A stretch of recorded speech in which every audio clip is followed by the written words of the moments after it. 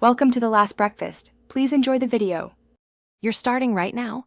Update both devices and make sure the Apple TV is awake on the home screen. You must have Wi-Fi on and Bluetooth enabled on your iPhone so the phone can discover the Apple TV. Once those basics are done, open Control Center and tap the remote icon. This starts the discovery process.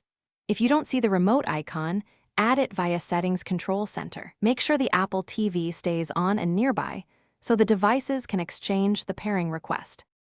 You'll now complete the middle steps. Tap the Apple TV name shown in the remote list and wait for the on-screen pairing code. When a 4-digit code appears on the TV, enter it on your iPhone. That exchange establishes an encrypted control link so your phone can send secure commands.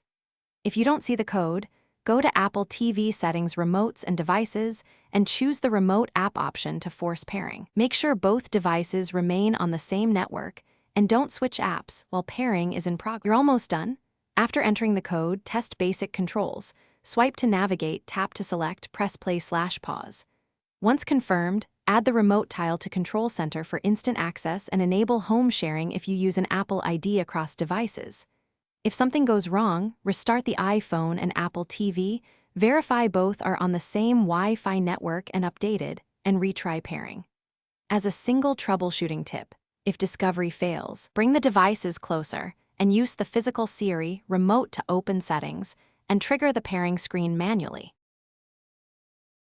Thanks for watching. If this was helpful, leave a like and consider subscribing. See you next time.